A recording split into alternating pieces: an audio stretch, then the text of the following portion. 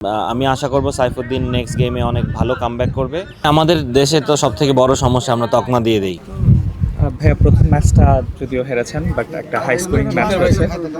Second ম্যাচটা নিয়ে আসলে পরিকল্পনাটা কি? না দেখেন, প্রথম ম্যাচটাতে আমরা যেই জায়গাগুলো মিস্টেক ছিল ওগুলো নিয়ে কথা হয়েছে। আজকেও আবার মিটিং আছে সন্ধ্যায়, সো ওইখানেও কথা হবে, আরও ডিটেল দেখানো হবে প্লেয়ারদেরকে যে কোথায় কোথায় আমরা মিস্টেকটা করেছি।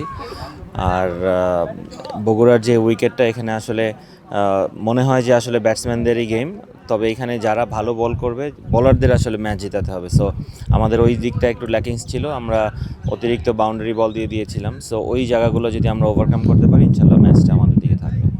ভাই হাই স্কোরিং ম্যাচ হয়েছে, আপনাদের হাসান মাহমুদ দুর্দান্ত বোলিং করেছে, খালেদও ভালো করেছে। সাইফুদ্দিনকে একটু বেশি খরচে ছিল কিনা 10 ওভারে 98 রান দিয়েছে? অবশ্যই 10 ওভারে 98 রান, এটা তো অবশ্যই বেশি খরচে ছিল, এটা তো আর প্রশ্ন করার কোনো জায়গা নেই। তবে ওইখান থেকে ও কীভাবে কামব্যাক করতে পারে, দেখেন একটা যে কোনো প্লেয়ারেরই একটা ম্যাচ খারাপ হতে পারে, কিন্তু কামব্যাক করার স্কোপ সবসময় থাকে। সো ও কতটা মেন্টালি স্ট্রং এবং ওর প্ল্যানটাও কতটা ভালো মতো করছে, কিংবা টিমের যে একটা প্ল্যান আছে এইটার কম্বাইন করে কিভাবে কামব্যাক করবে, এইটা একটা মানে চ্যাম্পিয়ন প্লেয়ারের লক্ষণ হয়ে থাকে।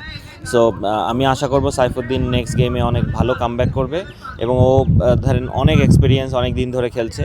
সো ওর উপর ওই বিশ্বাসটা আমাদের সবারই আছে।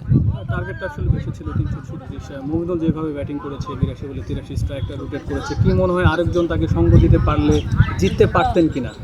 দেখেন, টার্গেটটা অবশ্যই 300+ রান চেস করা অবশ্যই বড় স্কোর, কিন্তু আমরা যেভাবে শুরু করেছিলাম, ওদের 4 উইকেট পড়ে যাওয়ার পরে তারপরে ওখান থেকে যে 330 রানটা করেছে, এই কারণে মনে হয়েছে যে অনেক রান করে ফেলেছে।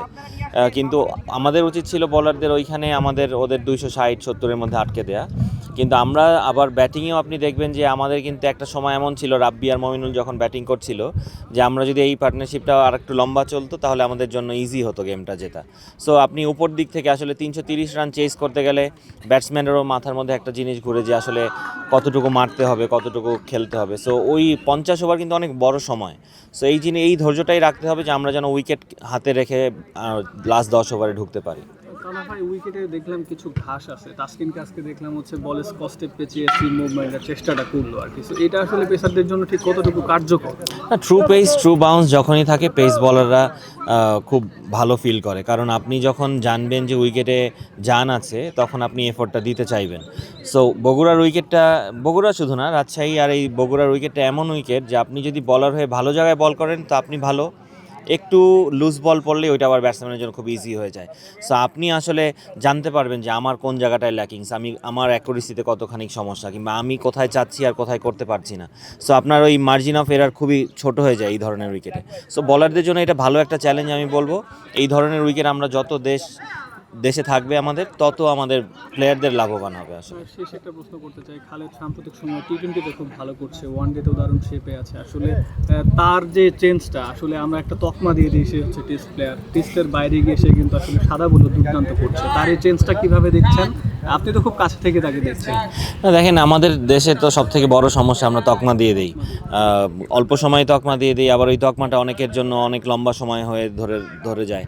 সো এই জিনিসগুলো একদমই ঠিক না। একটা প্লেয়ার আপনি তাহলে আপনি বাকি যারা ইয়াংস্টার আছে তাদেরকে কিভাবে আপনি মানে এনকারেজ করবেন যে টেস্ট ক্রিকেটার হওয়ার জন্য? সো এইটা থেকে বের হওয়া উচিত। যে কেউ যে কোনো ফরম্যাট ভালো খেলতে পারে, যার অ্যাবিলিটি, যার কোয়ালিটি আছে, সে সব ফরম্যাট খেলতে পারে। সো এরকম কোনো তকমা দেওয়া উচিত না।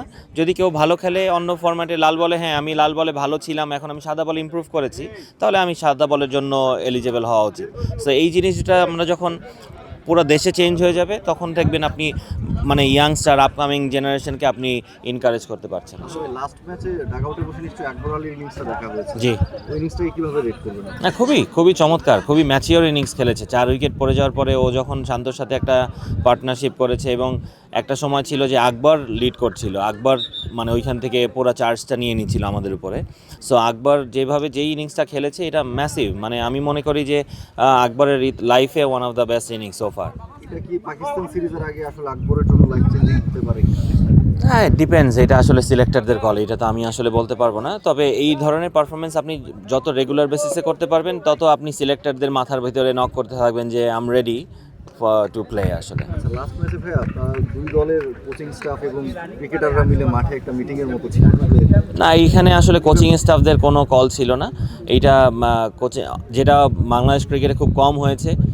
এই জিনিসগুলো যদি আরও বেশি হয়, এবং আমি আই হোপ যে যেই জেনারেশন এখন খেলছে ওদের একটা রিয়েলাইজেশন এসেছে যে আমরা যদি না ঘুরে দাঁড়াই তাহলে আমাদের ক্রিকেট আগাবে না আসলে।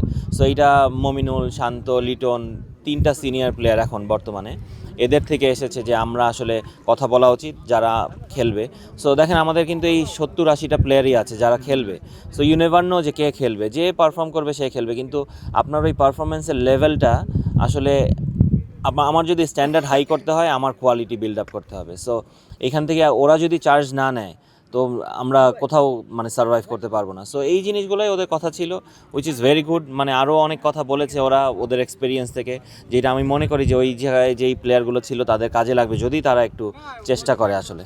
শেষ একটা প্রশ্ন করতে চাই আসলে, যে টেস্ট তকমার কথাটা বললেন, মুমিনুলের সাথে কথা হয়েছিল, শ্রীলঙ্কা যখন আসছিল, সাদমান, মইনুল, তাইজুল, তারা কিন্তু আসলে লাল বলের ক্রিকেটটাই খেলছে। সো মমিনুল একটা কথা বলছিল, এই যে আমাদের যে তকমা দিয়ে দেওয়া হয়, যে সাদমান বা আমরা বছরে তো বাংলাদেশ 3টা বা 4টা টেস্ট খেলে, অন্য অন্য যে ফরম্যাটে সুযোগ দেওয়া হয় না, উনি আক্ষেপ করে বলছে যে এইভাবে চলতে থাকলে বাংলাদেশে টেস্ট ক্রিকেট আর তৈরি হবে না। আপনি এই কথাটার সাথে একমত কি?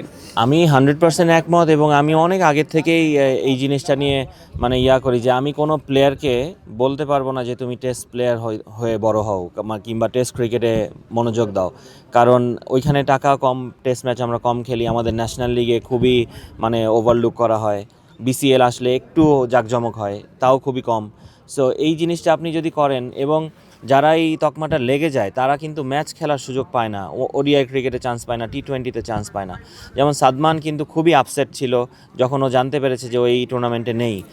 আসলে আপনি সাদমান কিন্তু ওয়ানডে ক্রিকেটেও এখন ভালো খেলছে, ভালো শটস খেলছে, লাস্ট প্রিমিয়ার লিগেও ভালো খেলেছে, বিপিএলে দল পায়নি, লাস্টে চিটাগাংয়ে ছিল, কিন্তু খুবই আনফর্চুনেট যে খুবই প্রথম দিকে আউট হয়ে গেছে ও। কিন্তু সাদমানের মতো প্লেয়ার আপনি যদি এদেরকে এনকারেজ না করেন, আপনি দেখেন পাকিস্তান সিরিজের আগে সাদমান আসলে কোথায় খেলবে, ওর ম্যাচ প্র্যাকটিসটা কই হবে? সেখানে যদি এইরকম সুন্দর উইকেটে সাদমান খেলে একটা কনফিডেন্স বিল্ড আপ করতে পারতো, তাহলে কিন্তু ওর জন্য ম্যাসিভ হতো। সো এইটা তো আমাদের আসলে চিন্তা করা উচিত যারা ডিসিশন মেকার।